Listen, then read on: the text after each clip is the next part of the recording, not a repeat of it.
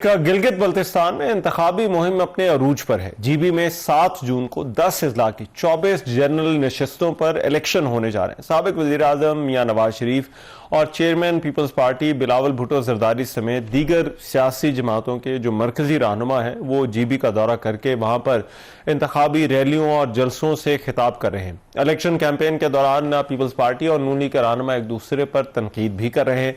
Peoples party के रहनुमा अगर रफीउल्लाह ने इल्जाम लगाया है कि नून लीग की हुकूमत ने गिलगित बल्तिस्तान के इलेक्शन पर डाका डालने का मंसूबा बनाया है, जबकि बीबीसी के मुताबिक पीपल्स पार्टी की क़यादत इंतखाबी फहरिस्तों में तब्दीली के साथ साथ अमन व अमान की सूरत हाल को बरकरार रखने के लिए गिलगित बल्तिस्तान में पंजाब पुलिस की मौजूदगी पर भी सवालिया निशानात लगा रही है।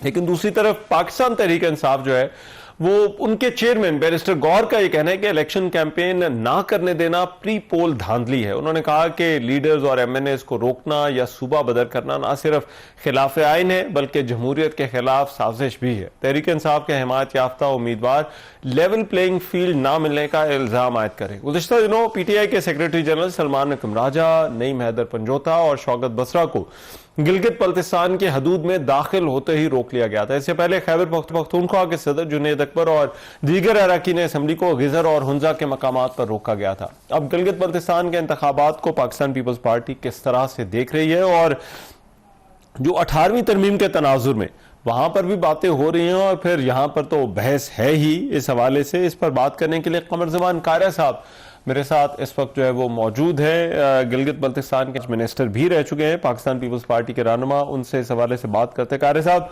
बहुत शुक्रिया आपके वक्त का। कारिया साहब सबसे पहले तो लीडरशिप आपकी वहां पर है, क्या तवक्कुआत है, किस तरह से देख रहे हैं इन इलेक्शंस को? पाकिस्तान पीपल्स पार्टी वहां की एक रवायती जमात है और हमें तवक्को है कि हमारी खिदमात को सामने रखते हुए गिलगित बल्तिस्तान के लोग जो है वो बड़ी तादाद में पाकिस्तान पीपल्स पार्टी को वोट देंगे और हम वाज़े अक्सरियत के साथ हुकूमत। अच्छा, और कारिया साहब दोनों पार्टियां पीएमएलएन और पीपल्स पार्टी डेवलपमेंट की बात करें। अब वजीर आला आपके भी वहां पर रहे हैं, पीएमएलएन के भी वजीर आला वहां पर रहे हैं, तो अगर जीबी के अंदर डेवलपमेंट नहीं हुई तो ये फिर किस वजह से नहीं हुई?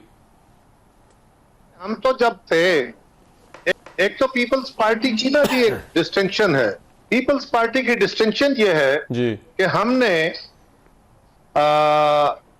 जो बुनियादी स्ट्रक्चर होता है ना हमेशा उसके अंदर जाके काम किया। पहला काम वो था, मसलन शहीद जुल्फकार अली भुट्टो ने 1974 में गिलगित बल्तिस्तान जो कि एक ट्राइबल एजेंसी थी, एफसीआर थे, राजगिरी का निजाम था, उसको खत्म किया, राजगिरी को खत्म किया, एफसीआर का खात्मा किया, रेगुलर कानून का यानी कमिश्नरेट वहां कायम, वहां बेशुमार जो सहूलतें थी, ट्रांसपोर्ट की सहूलतें, वहां पे गंदम की सब्सिडी, तेल की सब्सिडी, रोजगार के जरिए बहुत कुछ किया जो हमारी ड्यूटी थी। उसके बाद बहुत एक तवील गैप रहा, मार्शलाई दौर रहा, बीबी शहीद की गवर्नमेंट आई तो उसमें हमने उसको इम्प्रूव करके वहां पे उनकी अपनी मुंतखब काउंसिल जो कि मुंतखब हल्कों पे थी और सियासी जमातों की बुनियाद पर उसके इलेक्शन हुए, उसमें चीफ एग्जीक्यूटिव प्राइम मिनिस्टर होते थे और डिप्टी चीफ एग्जीक्यूटिव उनका अपना चुना हुआ नुमाइंदा होता था।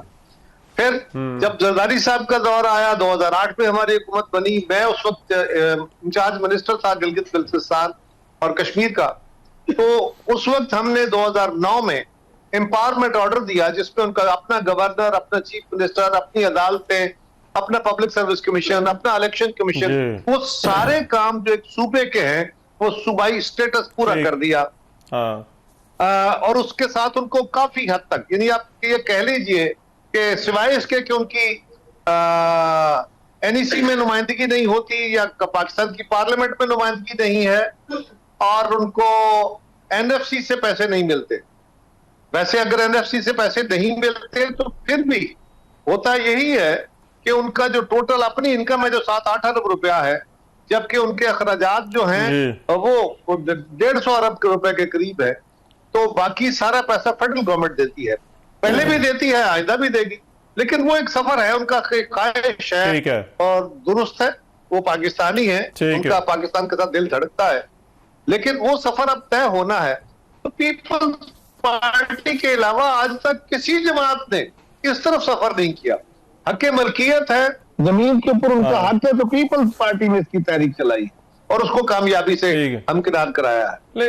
लेकिन कारे साहब, आपने अभी एफसी का जिक्र खुद ही कर दिया। मैं इसी हवाले से पूछना चाहता था, ये बहस यहाँ इस्लामाबाद में भी जो है वो चल रही है और इसको कुछ लिंक भी किया जा रहा है बजट के हवाले से। क्या हुकूमत ने अभी तक कोई राब्ता किया है पीपल्स पार्टी से एनएफसी के हवाले से या 18वीं तरमीम के हवाले से कि सूबों और वफाक के दरमियान जो वसाइल हैं उनकी तकसीम की असर नौ उसकी रीअरेंजमेंट की कोई ज़रूरत है? रहमान साहब, ये बात तो हमारे साथ तो कोई फॉर्मल डिस्कशन तो इसमें नहीं है मेरी इतला के मुताबिक। मैं क्योंकि पार्लियामेंट में हूं नहीं, मोस्टली जो डिबेट होती है वो पार्लियामेंट्री पार्टी से आती है, लेकिन जहां तक मेरा इल्म है अभी तक इस पे कोई फॉर्मल डिबेट नहीं। लेकिन ये बहस बिट्स एंड पीसेस में, कुछ सवालों के जवाब में, कभी किसी तकरीर में, कभी किसी प्रोग्राम में, किसी जगह स्टेटमेंट देते हुए हुकूमती लोग जो है वो कहते रहते हैं कि वफाक के पास वसाइल की कमी है और इस फार्मूला के तहत आगे नहीं बढ़ा जा सकता, इस फार्मूले को तब्दील करने की जरूरत। बेसिकली हमारा मौकफ उनके साथ हमेशा ये रहा कि एक इत्तेफाक राय से तय किया गया फार्मूला तब्दील करके आप फेडरेशन का नुकसान करेंगे। उसके बजाय ये बात दुरुस्त है कि फेडरल गवर्नमेंट के पास रिसोर्स कम रहता है। एक्चुअली जब हमने एनएफसी किया था तो उसके साथ जो रिसीट्स का फार्मूला था वो भी मौजूद था, उतनी रिसीट्स नहीं बढ़ाई जा सकी, उतना रेवेन्यू नहीं बढ़ाया जा सका, लिहाजा अब एक प्रॉब्लम है। उसके लिए दीगर जराए मौजूद हैं, उन जराए के साथ बात की जानी चाहिए। सूबों से वॉलंटरीली कुछ रकम कुछ अरसे के लिए छुड़वा लेनी चाहिए, कुछ फेडरल गवर्नमेंट अपनी टाइट कर ले और कुछ सूबे इस पे रिलैक्स करें। लेकिन एनएफसी को छेड़े बगैर, क्योंकि ये इत्तेफाक अगर इसको छेड़ेंगे तो फिर बहुत सारी जगहों से आपको रेजिस्टेंस आएगी, और अगर ताकत के जोर पे आप करना चाहेंगे तो फिर पहले ही जो हालत है वो उसके और नुकसान हो। तो ये अभी तक इसकी कोई फॉर्मल डिबेट तो नहीं हुई, लेकिन फॉर्मल ऐसी बातें होती रहती।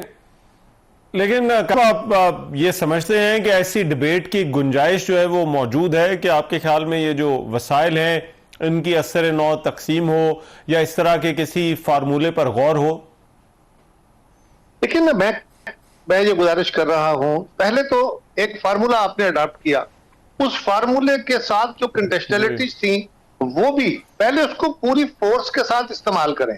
अगर वो काम नहीं करता तो बिल्कुल उसमें अमेंडमेंट हो सकते, होनी चाहिए। लेकिन अगर आपने हाफ हार्टेडली आधा फार्मूला इस्तेमाल किया और पूरा रिजल्ट नहीं आया तो आप कहते हैं ये फार्मूला फाल्टी हो गया, इसको चेंज कर दो। तो ये तरीका नहीं है। कल जो फार्मूला लगाएंगे कल उसका रिजल्ट नहीं आएगा, फिर आप कहेंगे वो चेंज कर दो। तो एक फार्मूला जो सोच समझ के साथ बनाया गया था उसको इंप्लीमेंट करें।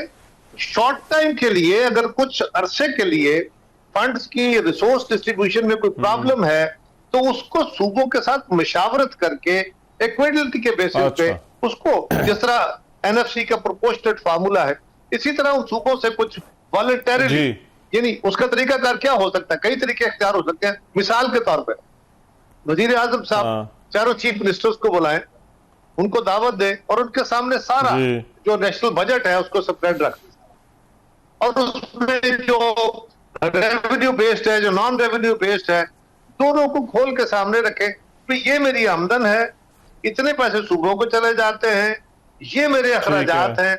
अब आप बताइए कि मैं कौन सा खर्चा काटूं, कितना काट सकता हूं, ये भी आपको इल्म है। और मेरे पास अगर मुझे मजीद पैसे चाहिए तो मुझे आईएमएफ नहीं दे रहा तो मैं क्या कर पाऊंगा। लिहाजा इस सूरत हाल में मुझे कुछ अरसे के लिए फेडरेशन को सूबों से तावन की जरूरत है, तो वॉलंटरीली मुझे कुछ रिलीफ दीजिए, कुछ मैं काटता हूं फेडरल गवर्नमेंट का। तो इस तरह के किसी फार्मूले पे अरेंजमेंट हो सकता है। वैसे तो सच्ची बात यह है कि हमारा जो कौमी बजट होता है उसमें जाहिर वो खरबों का होता है, लेकिन मुझे रहमान सच्ची बात है, मुझे आज तक ये समझ नहीं आई कि ये हमारा लोग बैठे हैं बजट बना रहे हैं, बजट बना रहे हैं, ये क्या बजट बनाते हैं? इसलिए कि आपके बजट का 50% के ज्यादा तो वो है जो अपने पहले से कमिटेड है, यानी फाइनेंस मिनिस्ट्री को पता है कि हमने कितना कर्ज ले रखा है, उस पे साल में कितना सूद देना है और कितनी इंस्टॉलमेंट हमने वापस करनी है। तो वो हाँ। तो अमाउंट ऐसी है जिसमें कोई कमी बेशी नहीं हो सकती, सिवाय इसके कि आपकी गवर्नमेंट ठीक जाके है। किसी वक्त में किसी डोनर को, किसी लैंडिंग एजेंसी को आप उनसे रीशेड्यूलिंग करा लें। लेकिन अदरवाइज तो आपको पता होता है कि इतने पैसे इसमें जाने हैं। फिर आपका डिफेंस एक्सपेंडिचर है वो हाँ। तकरीबन 2% ऑफ द जीडीपी के आगे पीछे होता है। पहले 2% से ज्यादा भी रहा, लेकिन पिछले साल ठीक। हमने ठीक है। 2% से भी शायद 0.1% कम एक्सपेंडिचर किया, क्योंकि हालात ऐसे थे और मुश्किल हालात में भी डिफेंस को कम किया गया। अच्छा। आज के हालात में तो आप डिफेंस कम नहीं कर सकते। इस वक्त जो हमारे रीजन के हालात हैं, मुल्क के हालात हैं, और हमारा दुश्मन हमारे ऊपर नजरें लगाए बैठा है, तो अगर आपने वो करना है तो 2.1% ऑफ द जीडीपी वो तो आपको करना पड़ेगा, 2% पे तो रखना पड़ेगा। वो पता आ गया कितना पैसा है। इसी तरह तनख्वाहें हैं, पेंशन हैं, फेडरल गवर्नमेंट का एक्सपेंडिचर है। उसमें क्या आप सही है। पेट्रोल कम कर ठीक लेंगे, है। फलां कम कर लेंगे, 200 100 150 200 अरब कम हाँ। हो जाएगा। 100 200 150 अरब बहुत बड़ी अमाउंट है, लेकिन नेशनल बजट में उसकी कोई हैसियत नहीं है। तो ये तो हमें पता है। बाकी रह गया पीएसडीपी, पीएसडीपी का ही है, उसमें कितना हाँ, कट कर सकते हैं, ठीक। जीरो तो आप कर नहीं सकते। पिछले साल भी हमारा कुछ 1000 अरब का ठीक है। पीएसडीपी था, उससे ज्यादा नहीं था। सब्सिडियों का जो अमाउंट है उसके ऊपर जो एक्सपेंडिचर होता है वो भी हम कितना कर पाएंगे? आम आदमी को अच्छा। उसके